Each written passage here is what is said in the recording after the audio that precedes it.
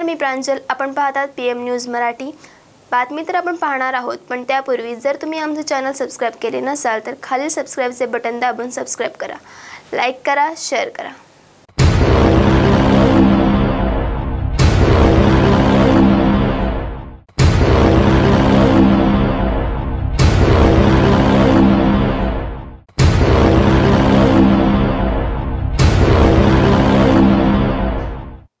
नमस्कार, PM news मध्ये आपलं सर्वांचं स्वागत आहे.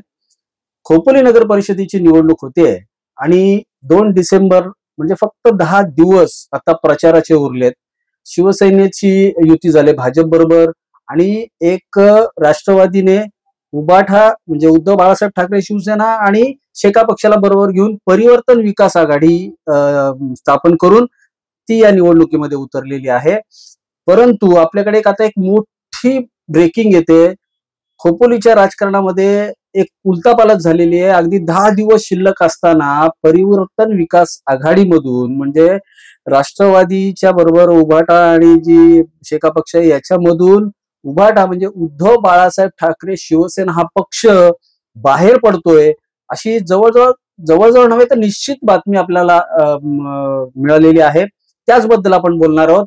जर या बातमीमागचा जर घटनाक्रम बघितला तर घाईघाईमध्ये सर्व काही प्रचार यंत्रणा ही सुरू झाली. अगदी 10-15 दिवस हातात असल्यामुळे सर्वच पक्षांची घाई झाली होती. 31 उमेदवार निवडायचे होते. त्यात परिवर्तन विकास आघाडीची जी घोषणा जी आहे ती राष्ट्रवादीचे जिल्हाध्यक्ष सुधाकर घारे यांनी केली आणि त्यावेळेला सांगितलं की आम्ही तिघही बसून व्यवस्थित यावरती जागा वाटप करू. परंतु ज्या वेळेला अर्ज भरले गेले त्यावेळेस असं निदर्शनास आलं की खोपोलीच्या 75% जागांवरती 31 पैकी 75% जागांवरती मग ती राष्ट्रवादी असेल, उद्धव बाळासाहेब ठाकरे शिवसेना असेल किंवा शेका पक्ष असेल, या तिघांनीही एका जागेसाठी अर्ज भरलेले आहेत. खरं तर त्यांच्यामध्ये तेव्हापासूनच ताळमेळ नव्हता. परंतु असं वाटलं की चला पुढे बोलणी करायला वेळ मिळाला नसेल परंतु आणि पुढं याच्यातून बोलणी ठरवून कोणतरी माघार घेतील आणि एक परिवर्तन विकास आघाडी म्हणजे शिवसेना आणि भाजप यांना रोखण्यासाठी यांच्या विरोधामध्ये ही आघाडी निर्माण होईल. परंतु आता असं दिसतंय की काल या परिवर्तन विकास आघाडीचा प्रचाराचा नारळ सासगाव येथे फुटला. सुधाकर घारे स्वतः तिथे हजर होते. शेका पक्षाचे किशोरभाई पाटील असतील, संतोषभाई जंगम असतील हे उपस्थित होते. त्यांचे काही उमेदवार होते. राष्ट्रवादीचे तर सर्वच उमेदवार होते. पण त्यावेळेस उद्धव बाळासाहेब ठाकरे शिवसेना या पक्षाचा एकही उमेदवार, एकही पदाधिकारी कोणीही तिथं हजर नव्हतं.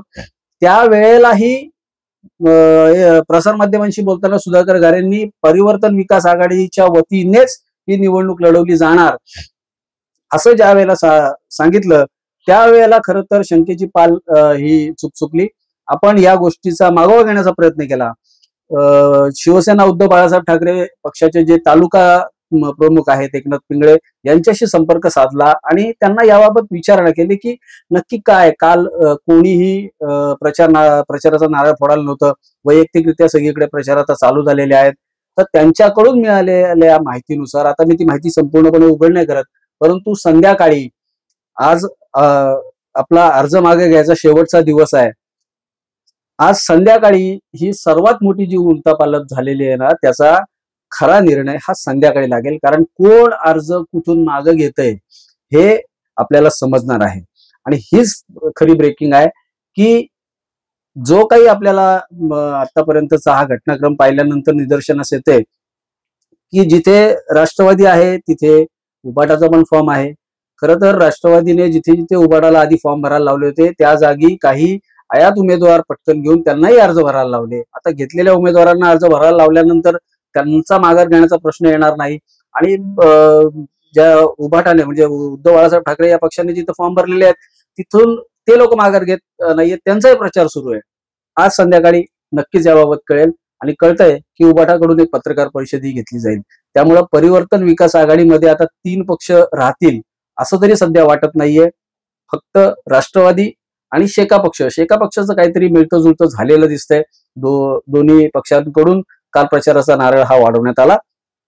त्यामुळं हे 2च पक्ष राहतील असं एकंदरीत दिसतंय. हीच या घडीची मोठी बातमी आहे. संध्याकाळपर्यंत आपल्याला पत्रकार परिषदेतून उबाटाची काय भूमिका आहे ती नक्की स्पष्ट होईल असे संकेत आपल्याला मिळत आहेत.